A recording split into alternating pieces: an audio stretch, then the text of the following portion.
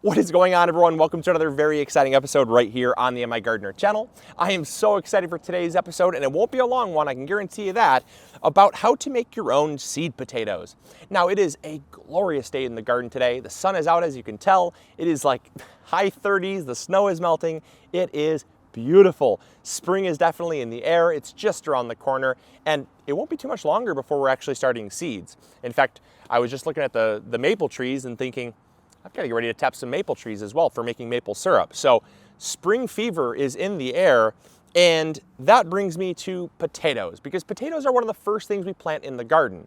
Now, the only downside is that this is not actually going to be the most seasonal episode, because you actually have to have potatoes that you just harvested in order to make your own seed potatoes. So even though we're talking about planting potatoes, the reason why I'm talking about this episode right now is because I have some seed potatoes that I've made myself, and I wanted to share with you the method that I did to actually get them this way, so that in the fall, once you've harvested your potatoes, you can make your own. I kind of had to upload it at an off season, because if I waited till fall to talk about it, I wouldn't be able to show you the results that I got from it, because the results are now not in the fall. So I've been doing this, I've been kind of experimenting for the past 3 or 4 years about how to make my own seed potatoes. I've stored them in just a burlap bag in a cold basement. That worked with moderate success, depending on the variety. I ended up with about 75% mush or rotten potatoes, and about 25% that were beautiful, usable seed potatoes. Now, I tried 2 years ago, I tried packing them in sawdust, and that yielded about 100% rotten potatoes because they held on to too much moisture, which led to too much rot. So that method did not work out well. Then I tried just compost. I tried just some compost from the garden, and I basically buried the potatoes in a container, a bucket, and put it in a cold garage, as I did with all the other methods. And the compost worked decently well, only they actually started to grow. And the problem is they grew and then got a bunch of roots, and it just became a tangled up, nasty mess. It was very difficult to actually plant them, and some did rot, and it became just disgusting. So that was not ideal either.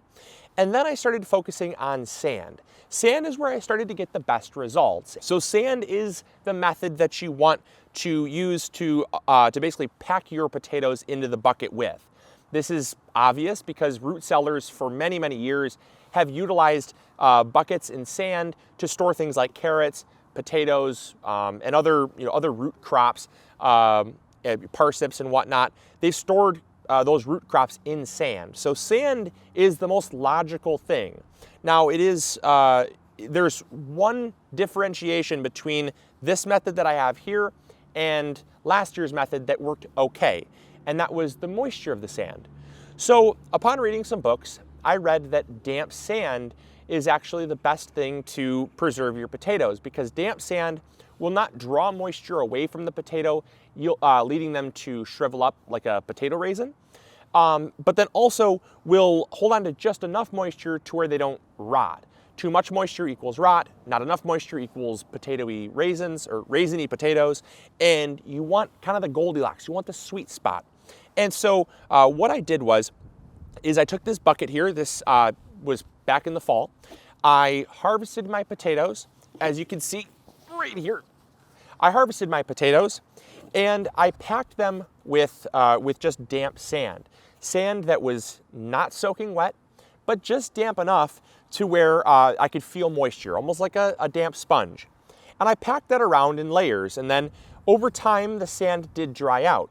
Now, the reason why is because I didn't re-moisten the sand. I wanted to make sure that, anything that was there would just kind of naturally evaporate. And so I started with damp sand, and throughout winter I had them in a cold, unheated garage, and it might have been, there was definitely periods of time where it got down to freezing for sure, because I had some bottles of water that froze. So I know that it got down to freezing, but it never really got super cold, but it never really rose above probably 40 to 45 degrees. So it stayed at a very consistent temperature, which was nice. And the damp sand over time kind of just evaporated and dried out, and the potatoes did not rot. Now I'm going to bring you guys in close to show you the results of this and kind of just show you what I've got here, because some did get away from me as the weather warmed up. We got some days that were in the 40s and 50s, and they started to grow on me a little bit, but that's because the sand had some moisture.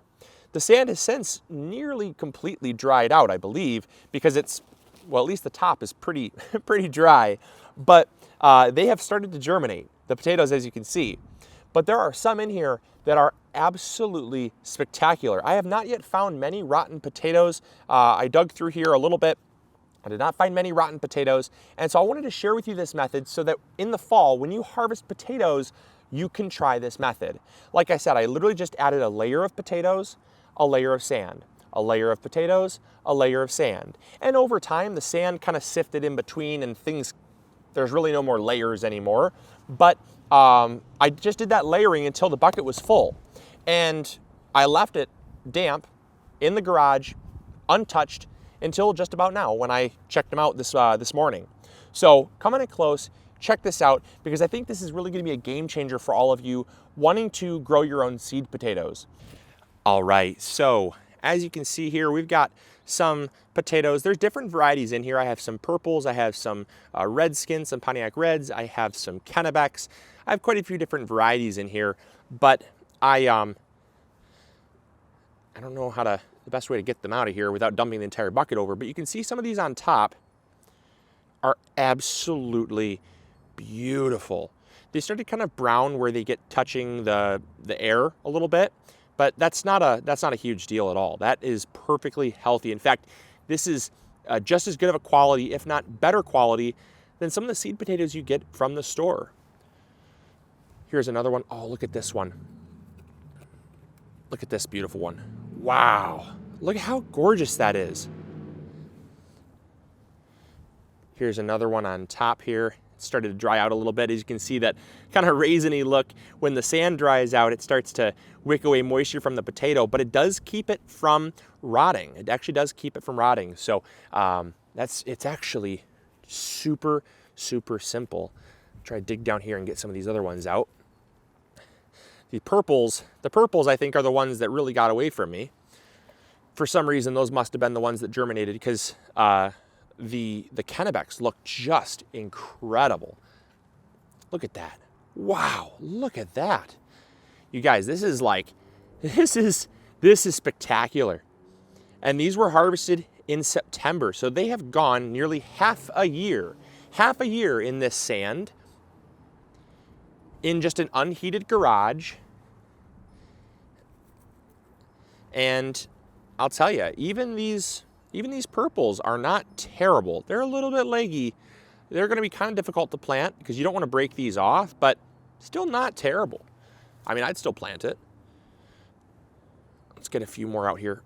The only downside is, like I said, I don't want to dig them out completely because I have about another month before I can plant them. But I want to get, oops, without breaking them here, show you one more. There's some more on the top there. Beautiful. Gorgeous. Look at this. Just, I mean, you can't make that up. Isn't that amazing? Isn't that freaking amazing? Just damp sand. That's all it is, just damp sand. Packed it in there in layers, and then I just let it go. Did not re-dampen it at all. I just let it go throughout the winter in an unheated garage. Absolutely amazing. And because the sand is dry, it actually wicks a little bit of that moisture away and keeps them from rotting. Phenomenal.